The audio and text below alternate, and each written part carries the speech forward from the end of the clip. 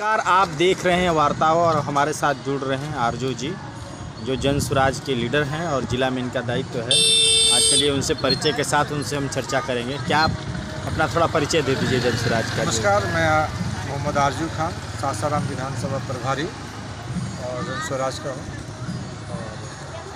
जन स्वराज में जब जुड़े तो ऐसा क्या महसूस हुआ कि आप जन स्वराज से ही जुड़े, कोई और दल से? देखिए, ऐसा है कि जन स्वराज से जब हम जुड़े तो हमें सभी पार्टियों से इसका जो विचारधारा है हट करके लगा। जैसे मान के चलिए, कांग्रेस है, राजद है, बीजेपी है, सभी के विचारधाराओं से ये एकदम बिल्कुल अलग है। जैसे कि बहुत लंबे समय से हमने राजनीति को करीब से देखा, तो देखने जन स्वराज किस वैचारिक आधार पर खड़ा है? इसका मूल दर्शन क्या है, क्या लगता है? जन स्वराज जो है, इसका मूल दर्शन सामूहिक विकास है, न कि किसी का जातिवाद है। ये सभी समुदाय के लिए एक पार्टी उभरी हुई है और सबका ये विकास चाहती है। इसी विचारधारा को लेकर के मैं इससे जुड़ा हूँ। जन स्वराज किस प्रकार की शासन व्यवस्था की कल्पना करता है? देखिए, ये एकदम साफ सुथरा पार्टी होगी और ये सबके हित में बेहतर इसका सोच है। और आने वाले समय में जब ये सरकार में आएगी तो ज़्यादा से ज़्यादा ये गरीब और लाचार, बेबस मजदूर, किसान और शोषित लोगों के फेवर में काम करने का ये काम, इसका विचारधारा ये काम करेगी।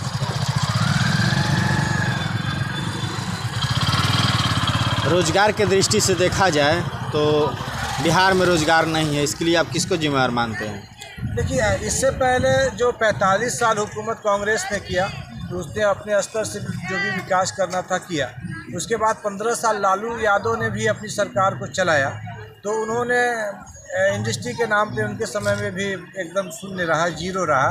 और 20 साल की नीतीश कुमार जी ने भी अपने शासनकाल को चलाया, मगर आज भी देखिए रोज़गार बिहार में नहीं है और लोग यहाँ के उत्तर प्रदेश, हरियाणा और गुजरात, हैदराबाद जैसे शहरों में जाने के लिए विवश हैं।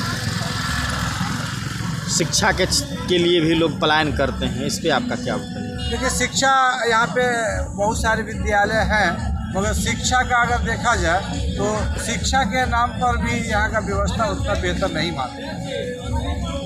क्या लगता है कि 2025 में जन स्वराज की सरकार बनेगी?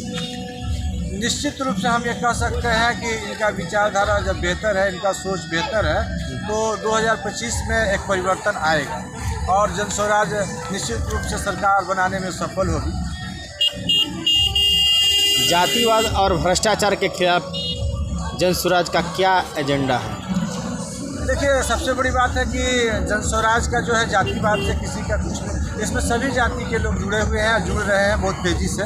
ये सामूहिक विकास के लिए इनका एक बेहतरीन एजेंडा है और इनके द्वारा लगभग सभी विधानसभा में सभी समाज के लोगों को अवसर मिलेगा और जिससे ये अपना भागीदारी भी सुनिश्चित करेंगे और इनके माध्यम से सभी समाज का एक बेहतर विकास का उम्मीद किया जा सकता है। बेरोजगारी, शिक्षा, स्वास्थ्य और कृषि के मुद्दों पर जन स्वराज का क्या समाधान है?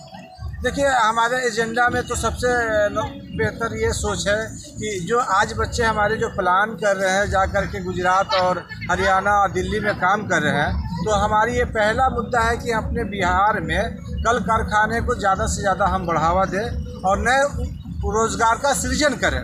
बहुत सारे ऐसे भी रोज़गार हैं जो छोटे बड़े हैं, जिनको हम इनको बढ़ावा देंगे तो बहुत सारे बच्चों को रोज़गार मिलेगा। जैसे मान के चलिए 10 से 15 हज़ार, 20 हज़ार रुपया यहाँ कमाने के लिए उनको कोई तरह का समस्या नहीं होगा। और रही बात शिक्षा का, तो हमारे यहाँ जो भी शिक्षा व्यवस्था है, एक साफ सुथरा बिल्डिंग दिखाई दे रहा है, लेकिन हमारे शिक्षा व्यवस्था में उतनी शुद्धता जिसको कहते हैं, क्वालिटी जिसको कहते हैं, वो नहीं है। जैसे कि हमारे बच्चे जाते हैं स्कूल में, खिचड़ी खाते हैं, वहाँ पे जो भी प्रिंसिपल और टीचर के माध्यम से जो भी उनको समय, मगर क्वालिटी उनके पढ़ाई में कुछ बेहतर सुधार अब तक नहीं देखा गया। ये लगभग 20 साल से नीतीश कुमार जी ने अपने शासनकाल में शिक्षा पे उन्होंने काम किया, लेकिन उनको भरपूर सफलता नहीं मिली। क्या जो खिचड़ी बट रहा है वो सही नहीं है? देखिए, ये जो है एक बच्चों को बुलाने का एक तरीका है, ये बेहतर इसको कहेंगे गलत भी नहीं कहेंगे, लेकिन खिचड़ी के साथ साथ शिक्षा में भी एक बेहतर सुधार होना चाहिए। जो हमारे बच्चे कहीं जाए तो किसी प्रकार से उनको अपने को ग्लानि महसूस ना हो। वो कहीं भी जाए, किसी भी ऑफिस कार्यालय में जाए तो जाने के बाद में उनको एक बेहतर पोस्ट मिले और उस शिक्षा का वो लाभ उठा सके।